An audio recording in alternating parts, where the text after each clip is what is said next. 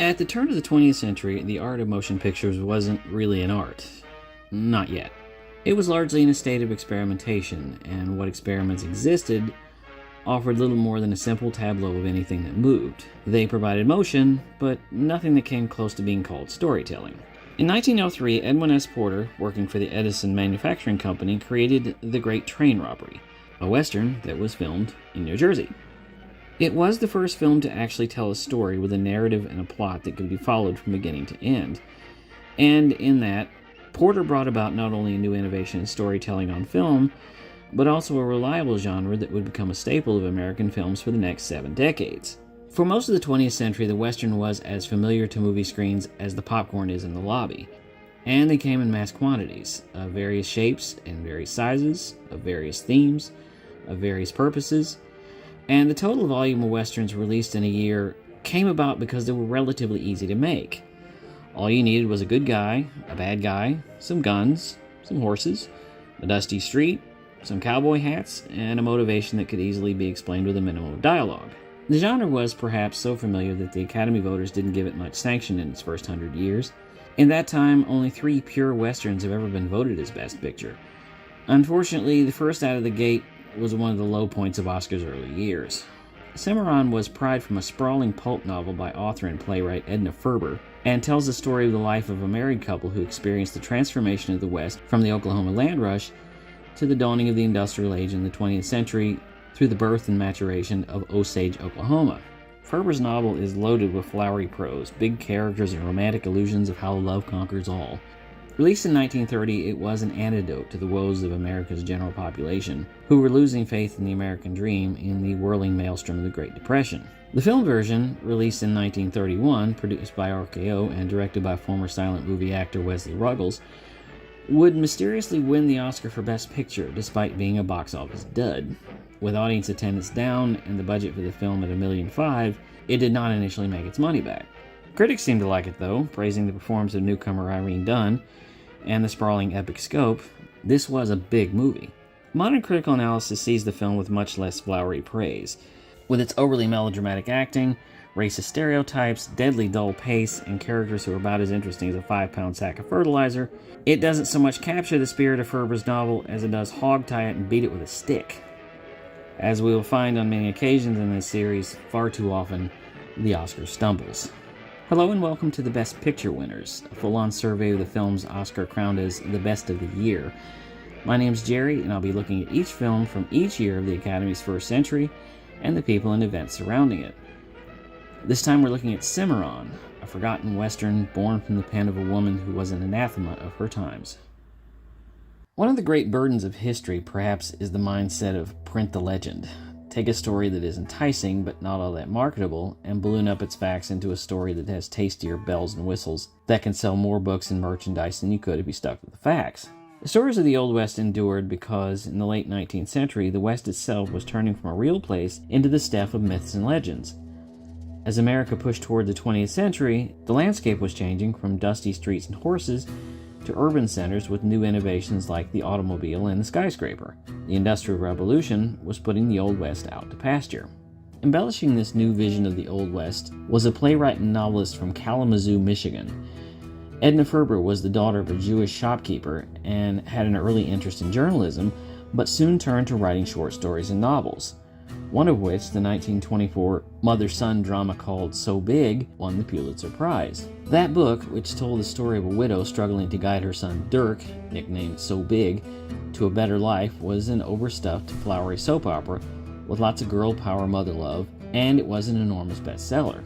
It would eventually be adapted into a 1953 film directed by Robert Wise and starring Jane Wyman and Steve Forrest, who won a Golden Globe. So Big was indicative of Ferber's writing. Her stories broke the mold by delving deep into cultures and people that were often put upon, often struggling to make a better life for themselves against insurmountable odds. She traveled extensively, and many of her works featured places she had visited. She was an intellectual and a member of New York's famous Algonquin Round Table.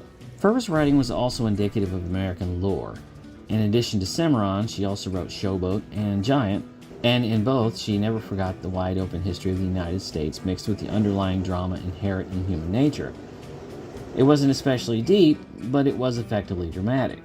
Ferber was unusual, a generally free spirit by the temperature of the times. She was a woman writing books with feminist themes. She wrote in flowery, though often robust narratives with strong female protagonists. She herself was unmarried. She was independent. She was also a Jew who spoke out against Hitler long before the rest of America really understood his growing power. She would spitefully dedicate her autobiography to Hitler in the name of every proud Jew. There were rumors that she was even on his death list. The greatest monster of modern times may have hated her, but Hollywood itself was openly courting Edna Ferber.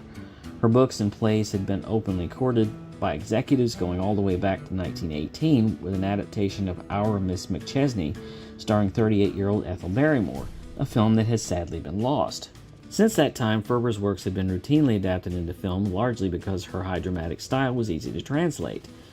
By the time of the Great Depression, she was already a celebrity. Cimarron was the best-selling book of 1930, a sweeping romantic epic that cemented the lore of the West, that of the print-the-legend variety, and whose success was credited with being the antidote to the country's woes as the United States found itself mired in the debilitating crush of the Great Depression. In spite of the economic collapse, RKO was ready and willing to spend $1 million, an astronomical sum at the time given all of this, to turn Ferber's book into a film. In the parlance of modern times, you can see every dollar on the screen, especially in the land rush scenes that included more than 25 cameramen and 500 extras running across Quinn Ranch outside of Los Angeles, not to mention period bicycles, surreys, buckboards, and covered wagons, all in an effort to keep things looking authentic. The cinematographer Edward Conyeager was fanatical about planning out every single shot so that the film wouldn't lose Ferber's vision. Many positive critical reviews compared his work to Billy Bitzer and Carl Brown's compositions in Intolerance. This was matched by Max Reese's production design, which won him an Oscar. Nevertheless, what came out the other end was not a success at the box office. RKO had spent truckloads of money on the film, but because of the sorrowful economics of the time, that money wasn't going to be dumped back into the box office. It lost money that reportedly RKO was never able to recoup. The critics weren't wrong. The movie does have a grand size and scope, but it's the storytelling that brings the movie down. We meet Yancey Cravat, played by silent movie idol Richard Dix, a man in a white hat who represents goodness and decency and has an altruistic view of minorities, while he himself is one to up and leave his family for years at a time with no word at all. As the movie opens, he comes from Kansas to be part of the 1889 Oklahoma land rush and has an eye on the Bear Creek claim, a prime spot next to a riverbed. But he's screwed over by the local madam who tricks him out of it. That opportunity jilted, he moves to the nearby boom town of Osage, and not only helps the town to thrive, but seems to wear most of the important hats in town. He's a lawyer, a lawman, proprietor of the town's newspaper, and even appoints himself town preacher. He marries Sabra, played by Irene Dunn, who is actually more of a fleshed out character than he is. Her main role is to run the newspaper and keep the home fire burning, while her husband goes off for years at a time seeking adventure without ever having the decency to tell her where he is or where he's going. Her main conflict is with her children. At one point, there's a near eruption when her son announces that he wants to marry a Native American woman. Yes?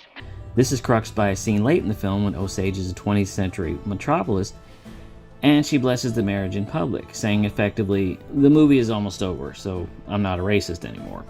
Most of the movie takes place in the town and sees its evolution from a scrawny spot in the road early in the 1890s up through a sprawling metropolis in the late 1920s. But it's not really about the town's upward growth so much as dealing with the goings-on of the colorful characters that make up the population. There's Gat, the crazy old barkeep who becomes the town's judge. There's Ricky, the simpleton with the comical stutter.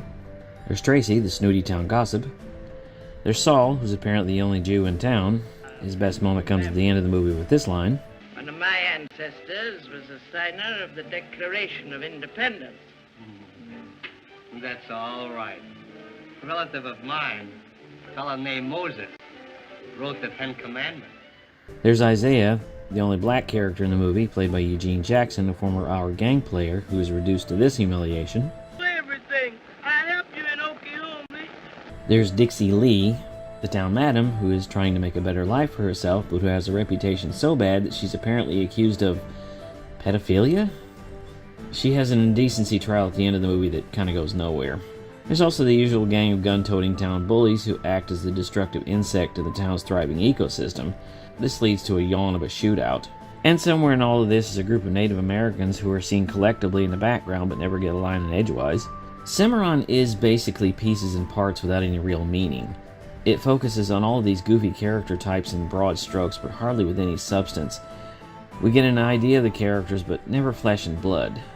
Take this character, for example, a gunslinger named the Kid, who is apparently an old associate of Yancey. We meet him at the beginning as he attempts to rob the couple, and then later he and his cohorts attempt to rob the bank in Osage, where Yancey is forced to shoot him. But we never really know what their connection was. But I'll say that's far less distressing than this character, Isaiah, the only black character in the movie, who speaks in a standard fractured dialect, and whose function is to be the happy stereotype who disappears into the background where he sings hymns and sweeps the floor. He eventually gets caught in a crossfire during the shootout and dies, and Yancey doesn't really seem all that broken up about it. Isaiah is also dying, and Yancey walks right past him. It seems that Yancey's acceptance of minorities has a blind spot. Ferber's book, which was only about 340 pages, portrays its character much the same way.